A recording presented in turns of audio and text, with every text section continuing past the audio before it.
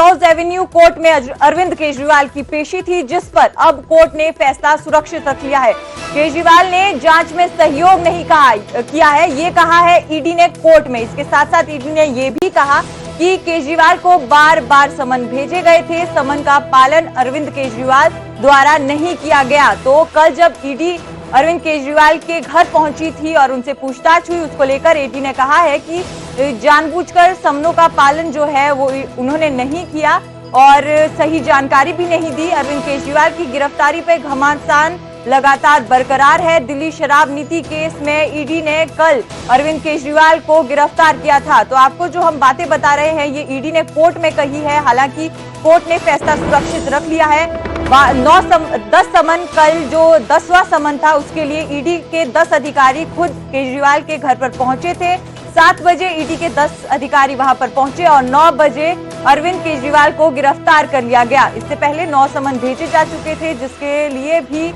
अरविंद केजरीवाल ने जवाब नहीं दिया। रोज एवेन्यू कोर्ट में अरविंद केजरीवाल की पेशी थी और अब जो इस पर फैसला है वो सुरक्षित रख दिया गया है कोर्ट द्वारा।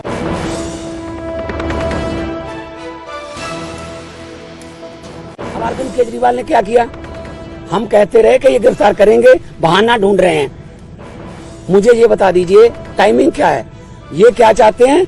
विपक्ष का कोई भी नेता इस इलेक्शन में चुनाव प्रचार ना कर पाए, ये इलेक्शन छीनना चाहते हैं।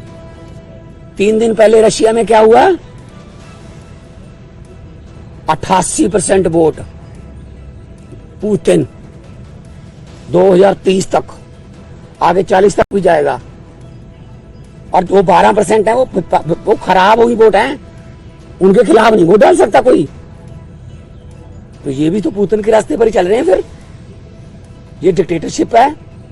आप रात को 8 बजे आ जाओ घर, 9 बजे तक सर्च करते रहो, उसके बाद ले जाओ, फिर देखते हैं बाद में रिमांड मांगेंगे, ये करेंगे वो करेंगे।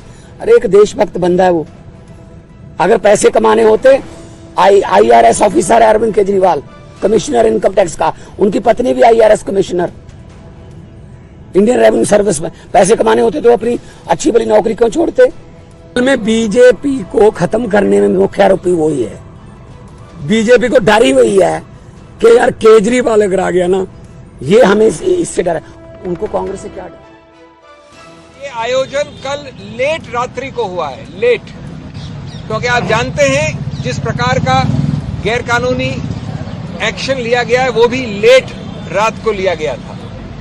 इतने अल्प समय में हमारे सभी कॉलीग्स ने, कई लोग दिल्ली से बाहर से भी आए हैं, कुछ 1-2 लोग पहुंच नहीं पाए, लेकिन करीब करीब विपक्ष के हर रंग की पार्टी यहां पर उपस्थित है और मैं समझता हूं सब एकजुट होकर इस मामले में गए हैं।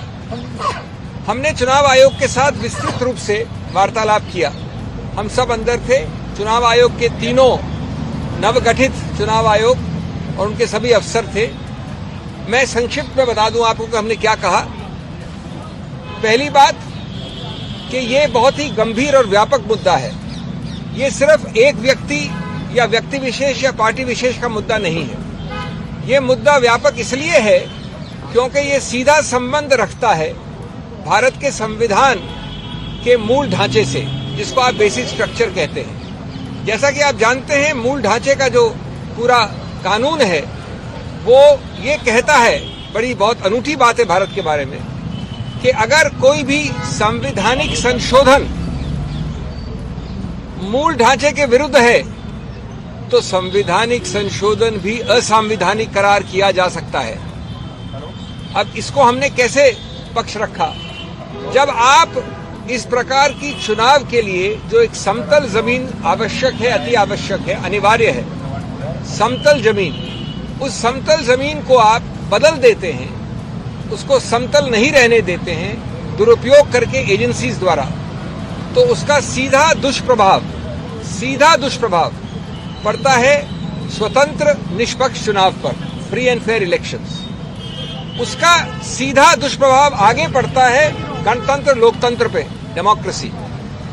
और स्वतंत्र निष्पक्ष चुनाव या लोकतंत्र गणतंत्र दोनों उच्चतम न्यायालय ने केशवानंद भारती के समय से कहा है, बार बार कहा है, मूल ढांचे के एक अभिन्न अंग हैं। तो जब आप समतल जमीन को बदल देते हैं, नॉन समतल बना देते हैं दुरुपयोग करके एजेंसीज का, तो आप सीधा उस मूल ढांचे पे प्रहार कर रहे हैं। असंवैधानिक, गैर कानूनी प्रहार, ये एक मूल मुद्दा है और इसके लिए सबसे बड़ा पुलिसमैन इस समतल जमीन का संविधान ने बनाया है, चुनाव आयोग को बनाया है। सिर्फ कोई स्टैट्यूटरी गठित संस्था नहीं है, ये संवैधानिक संस्था है।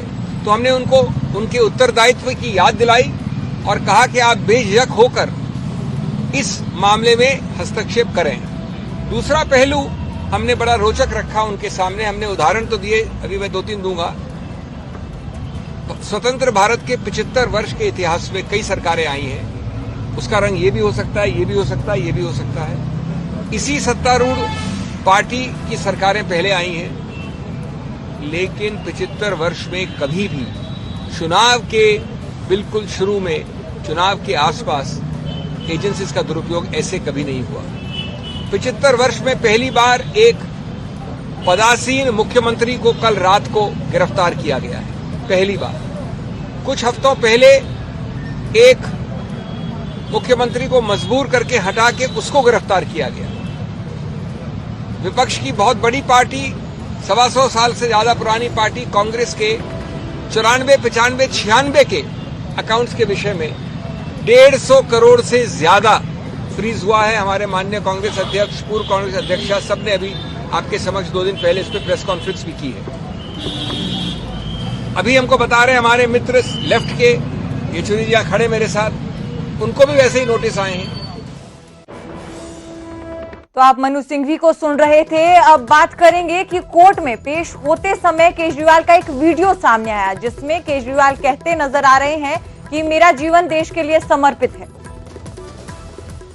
मेरा जीवन देश के लिए समर्पित है, चाहे अंदर हो या बाहर।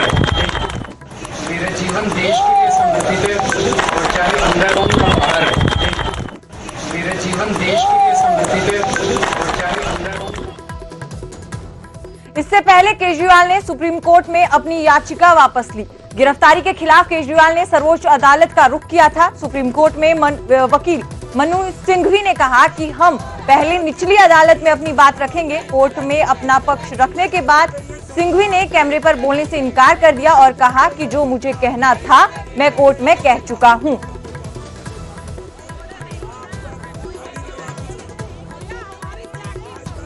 What I have to say, I've said in court.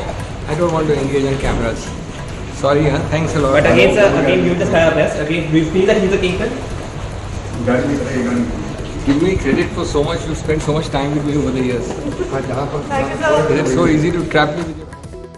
वहीं हरियाणा में भी जगह जगह आम आदमी पार्टी और कांग्रेस ने दिल्ली के सीएम अरविंद केजरीवाल की गिरफ्तारी का विरोध किया। कुरुक्षेत्र में मुख्यमंत्री नायब सिंह सैनी के आवास पर आम आदमी पार्टी कार्यकर्ताओं ने जोरदार प्रदर्शन किया। जैसे ही आम आदमी पार्टी नेता अनुराग ढांडा और सुशील गुप्ता के धरने में पहुंचे, वैसे ही लोगों में जोश बढ़ गया। कार्यकर्ताओं ने मुख्यमंत्री निवास की तरफ बढ़ना शुरू किया तो पुलिस ने वाटर कैनन का और लाठीचार्ज का इस्तेमाल किया। लाठीचार्ज के दौरान आप नेता अनुराग ढांडा के सर पर चोट लगी।